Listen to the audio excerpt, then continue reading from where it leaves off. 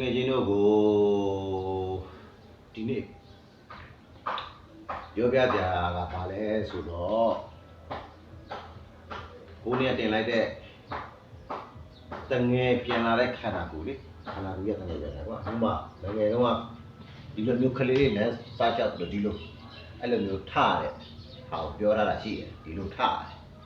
အဲ့လိုထားပြီးဆိုရင်ကိုယ့်ရဲ့ခန္ဓာကိုယ်ကကျမ်းမာရေးချိုးတက်လာတာယိုယွင်းလာတာတွေကိုပြောထားတာရှိတယ်အဲ့ဒီကောင်ကလေ့ကျင့်ခန်းလုပ်ဖို့လွယ်တယ်အချိန်တိုတွင်းမှာအဲ့ဒီဟာယူပြောက်အောင်လေ့ကျင့်ခန်းလုပ်လို့ရတယ်အဲ့ဒီဆိုတာတစ်ခုထပ်ပြောပြတယ်အဲ့ဒါကဘာလဲဆိုတော့ဒီလိုထိုင်နေပေါ့အောက်မှာထိုင်ပြီးဟဲ့ဆိုရင်လက်ကိုဒီလိုအနောက်ပြီးဒီလိုထိုင်ရတယ်အဲ့ဒါကအစိုးဆုံးပဲ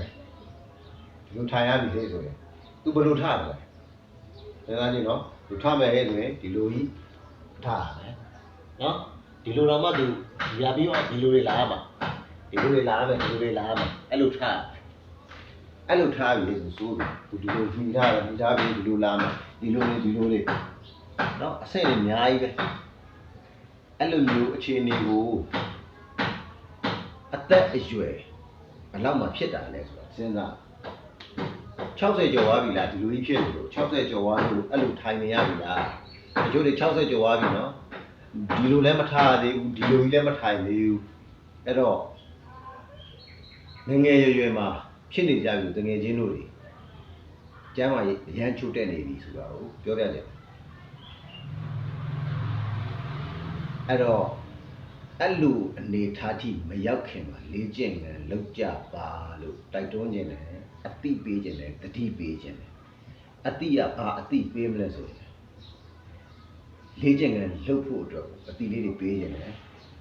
တင်လဲတင်မိတယ်လေ့ကျင့်ခန်းလုပ်ဖို့လေးတွေကိုယ်ရည်ချက်ကလည်းကိုယ်ပိုင်ယုံတယုံဖွင့်ဖို့လည်းရည်ချက်ရှိတယ်ကိုယ်ပိုင်ယုံဖွင့်ဖို့ကိုလည်းအများအားတွေးနေတယ်ကိုယ်ပိုင်ယုံမဖွင့်ရမချင်းဒေါသတွေဖြစ်ပြီးတော့မှနာယံတွေတအုံနဲ့လက်သီးနဲ့ထိုးနေတာစိတ်မကြည်ဘူးမှအဲ့လိုဖြစ်နေတာ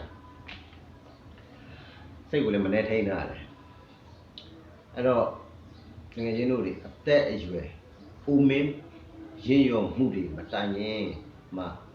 လေ့ကျင့်ခန်းလေးလုပ်ကြပါဒီလိုမျိုးကြီးတွေအဆင့်မရောက်ခင်မှာလေ့ကျင့်ခန်းလုပ်ကြပါဒီတိုင်းမနေကြပါနဲ့အဲ့တော့တငယ်ပြန်လာတဲ့ခန္ဓာကိုယ်ကိုတငယ်မပြန်အောင်ထိမ့်သိမ့်ကြပါလေ့ကျင့်ခန်းလုပ်ကြပါโอเคတကယ်ချင်းတော့